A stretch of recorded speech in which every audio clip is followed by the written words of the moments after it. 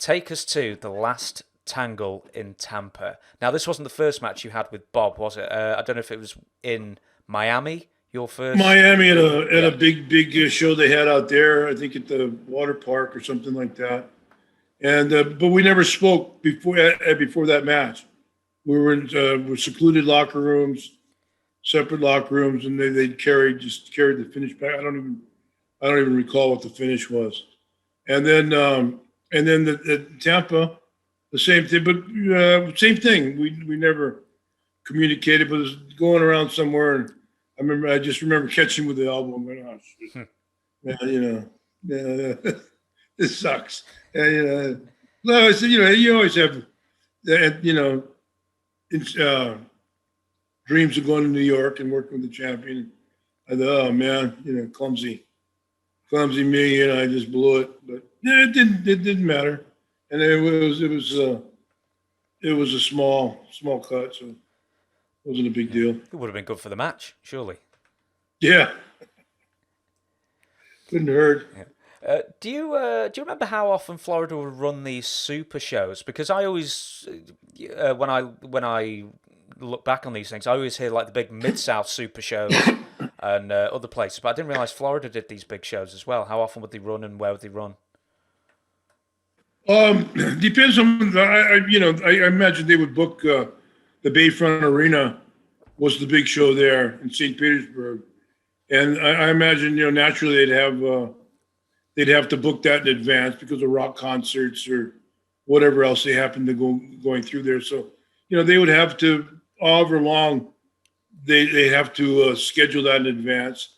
They would adjust the programming and a world champion, whoever the world champion was going to be, and that timing to set up to bring in that night at the Bayfront. So whenever I'd say 4 to 6 weeks out of Tampa, and Tampa was the hub for the wrestling. Miami always had big buildings, and then they would go in the convention center and other places. They always had big sites there, but they would go to a special football field or Orange Bowl or stadium or something if they had something that they wanted. A big blow off. They thought they could do some extraordinary business with. Yeah. Do you remember where they mostly ran for the Thanksgiving and Christmas shows? Oh.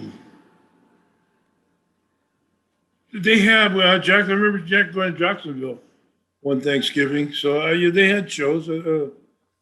I'm sure they had, they were pretty much specials, spectaculars and stuff there. But Jacksonville was your normal Thursday town. So there, and then probably the holidays, Christmas and the like. Back in those days, they would go black. They would go dark on those days. Do you remember Eddie Graham? How much input would he have on your match? Would he suggest stuff, or would he just leave you to it? Because I've heard various versions of events where he's very, very specific about what he wants. Yeah, he was brilliant. He organized that territory to fit his whole philosophy of wrestling. He had a bunch of ex wrestlers, hookers, Matsuda, Jack Briscoe, up and down the line, guys in there that protected the business on the mat and could hook you and stuff like that. And Danny Hodge and that aspect to get into the business. And then he had and his territory at times, or it was a strong point of his territory, were wrestling wrestlers. Jack Briscoe himself, different guys, Johnny Valentine, guys like that were solid. But he still would have, Bobby Shane and some other guys that were flamboyant and guys that pushed the envelope in entertainment in those days. You look back, they weren't the same as the stuff going on there. So it was easier for him to keep a tight fist on everything else, And I've got to ask this: do you remember what the payoff was for the last Tangle? Yeah. If you don't want to give the number, that's fine. I'll move on. Yeah. I wasn't. I was less than pleased. So you're very happy to get the recommendation to go to the WWF then?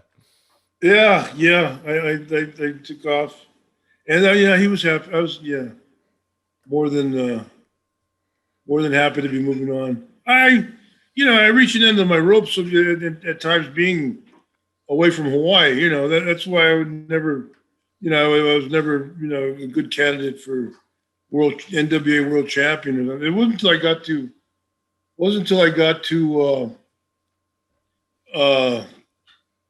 New York, the WWF, that I would, that I settled down and stayed there for more than a year. Well, Santa Cruz, San Francisco territory was a different story too, because I was living around the ocean as well. So I was a lot more, it was a lot easier to get along with in Santa Cruz.